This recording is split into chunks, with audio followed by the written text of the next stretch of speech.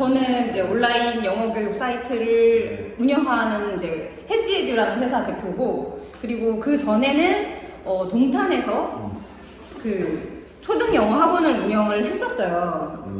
근데 그 전에 전적은 또 그 고등 입시 영어예요. 그러니까 고등 입시 영어를 하다가 초등으로 내려오는 경우는 사실 별로 없는데, 저는 고등 입시를 해주다가 애들이 고등에서 하면 너무 늦거든요. 고등 와서 이제 그때 와서 영어 공부를 하겠다고 하면 우선 문법이 안 돼 있어요. 근데 고등에서는 문법을 하면 안 돼요. 어머니 저번에 저 특강 7월 말에 한 거 들으셨어요? 네. 고등에서 문법 할 시간 없어요. 그러니까 문법이 시간이 제일 많이 걸리는데 고등 와서 문법을 하고 있으면 안 되고, 고등에서 뭘 해야 되냐? 단어랑 듣기랑 독해랑 그리고 문제풀이, 모의고사 문제풀이법이 따로 있어요. 그러니까 그걸 해야 되니까 문법을 고등에서 와서 할 시간이 없는데, 보통은 한 80%가 문법을 고등어 와서 해요. 저는 이제 저희 학원 애들 기준으로 보면 저는 문법을 중1 첫 내신 보기 전에 4바퀴를 끝내줘요. 그러니까 중등형 문법이나 고등형 문법이나 문법은 같아요. 그래서 첫 내신 보기 전에 문법을 4번 돌려놓으면 중고등학교 내신에서 문법 공부를 더 이상 안 해도 되는 상태가 돼요. 그리고 고등모의고사 준비는 중3부터는 해야 되거든요, 늦어도. 그러니까 문법을 미리 끝내놓는 게 굉장히 중요해요. 그래서 이제 그런 거에 대해서 초등에서 미리 준비를 해야 되기 때문에 저는 이제 중고등 그 커리큘럼에 맞춘 초등 교육을 미리 하고 있고, 그래서 되게 빨리 시작을 해야 되느냐? 그건 아니에요. 저는 7세랑 1학년 등록하면 다 환불해 주거든요. 7세랑 1학년은 영어를 할 필요가 없어요. 그리고 여학생들은 조금 빨라요. 그러니까 그 나이 때, 초등 저학년 때에 남학생에 비해서 여학생은 조금 빨라요. 막 언어도 빠르고 이해력도 빠르고 공감 능력이 우선은 남학생에 비해서 굉장히 높아요. 그래서 언어 능력이 좀 빠르거든요. 그래서 여학생회 같은 경우는 저희 커리큘럼을 2학년 때부터 해도 돼요. 저희 커리큘럼은 쓰기 영어예요. 그러니까 파닉스 이후에 쓰기 영어를 바로 시작하는 거거든요. 아버님, 파닉스는 뭔지 아시죠? 알죠. 네. 파닉스는 그냥 알파벳 정도로 생각하시면 돼요. 그래서 지금 저는 해지에듀라는 사이트를 운영하고 있고, 이제 고등 지도를 했었고, 자, 그래서 초등으로 내려왔는데, 초등 어머님들이 사실 중학교, 고등학교 어머님 중에 가장 힘든 게 사실 초등 어머님들인 것 같아요. 이번 특강에서도 말씀드렸지만 저 이제 12월에 2번째 책 나오잖아요. 그 책에는 저번에는 입시에 대한 얘기를 썼어요. 그러니까 고등 입시를 안정적으로 대비하기 위해서 초등에서 처음 공부를 어떻게 시작할, 그리고 1학년 때 그 처음 영어 공부를 어떻게 시작해야 될지도 가야 되고, 지금 5학년이면 문법을 꼭 해야 돼요. 지금 시기에. 그러니까 5학년에 되게 중요한 건 문법. 왜냐면 중등 대비 해야 하니까. 그리고 단어를 안 할 수 없어요. 중학교 가기 전에 중등 단어는 띄고 가야 돼요. 그게 제가 항상 말씀드리는 중학령 단어 9천. 그 단어장. 그리고 듣기 꼭 해야 돼요. 그러니까 단어랑 듣기는 수능 보기 전날까지도 그냥 계속 하는 거라고 생각하시면 돼요. 계속 반복을 해야 돼요. 수능에서 듣기가 17문제 나와요. 근데 수능에서 난이도가 가장 낮은 게 듣기예요. 다른 말로 독해 하나 더 맞추는 것보다 듣기에서 하나도 안 틀리는 게 훨씬 더 쉽다는 말이에요. 그래서 듣기에선 단 하나도 놓쳐서는 안 돼요. 근데 안타깝게도 고등학생 애들 보면 딴 거 다 맞았는데 듣기에서 실수로 하나 틀려가지고, 근데 영어는 절대평가잖아요. 91점이랑 89점이랑 등급이 달라요.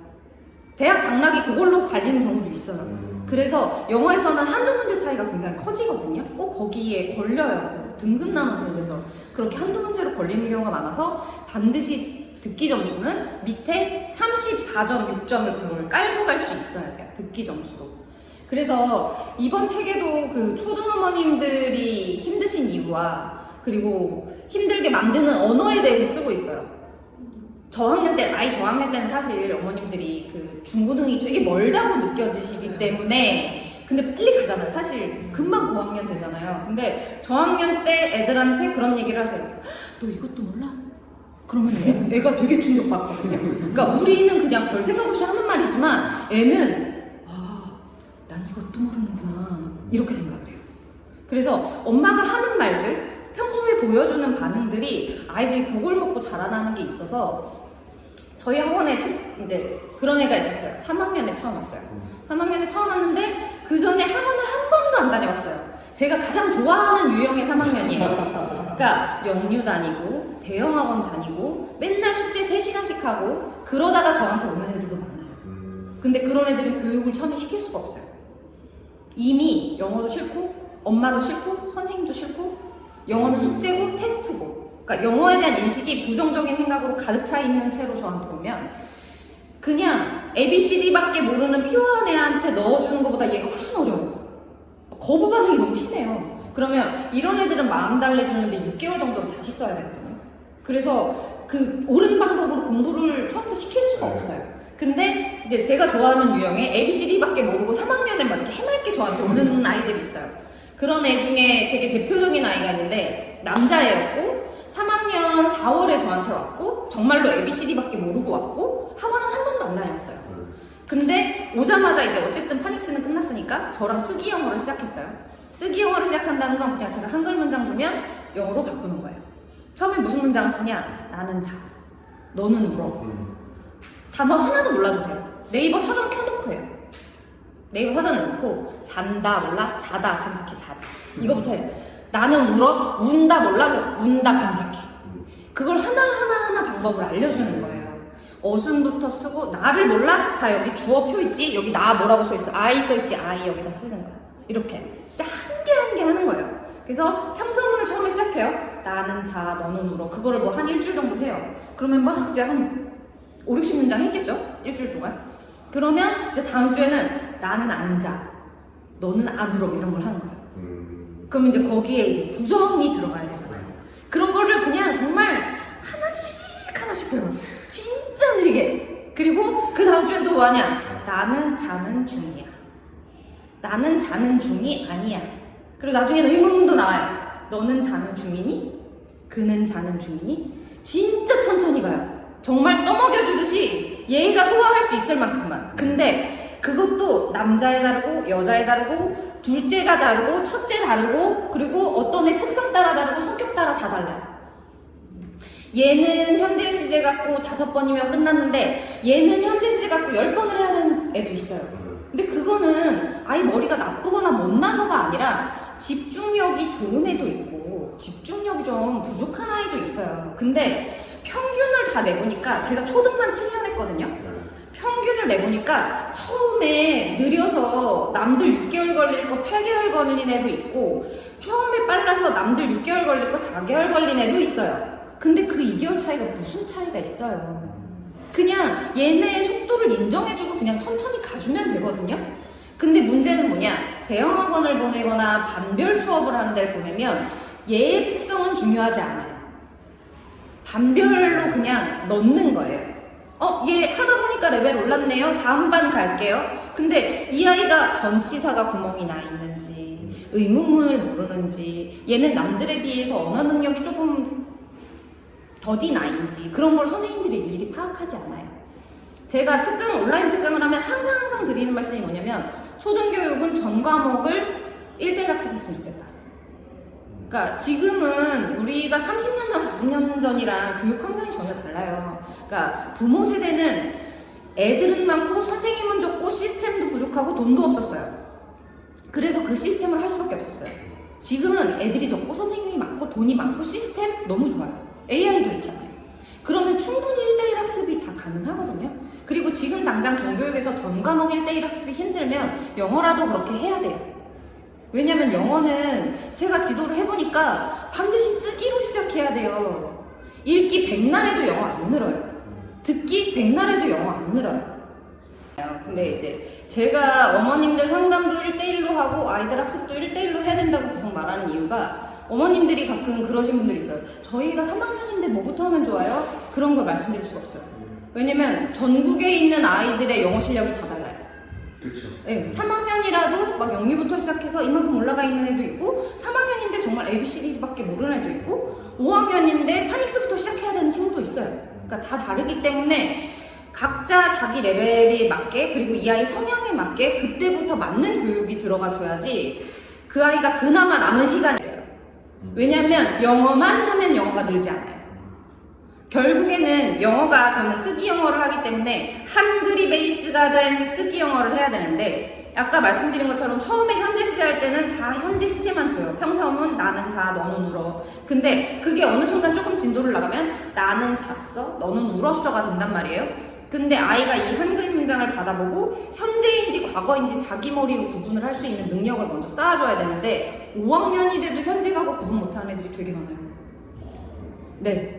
문장을 보고 정말 저는 학원에서 아주 많은 애들을 봤는데 5학년, 6학년 중에서도 그런 문장을 보고 이거 현재야 과거야 물어보면 모르는 애들 많아요. 그럼 그렇게 말해요. 저는 그가 운동장에서 달렸어요. 만약에 그 문장이 그가 운동장에서 달렸었는데 이거 현재야 과거야 모르면 대답 못하고 우물쭈물해요. 그러면 모르겠으면 어제를 문장에 넣어요. 나는 어제 운동장에서 달렸어 라고 말해봐. 이 말 어색해 안 어색해? 안 어색하대. 그럼 과거야. 그렇게 네. 그러니까 하나 다 떠먹여줘야 돼요. 그러니까 지금 이 아이한테 막 문법을 막 갖다 넣는다. 못 받아들여요. 절대 못 받아들여요. 그러다가 그냥 공부 포기하고 고2 때까지 노는 거예요. 나는 공부를 못하는구나 이러고.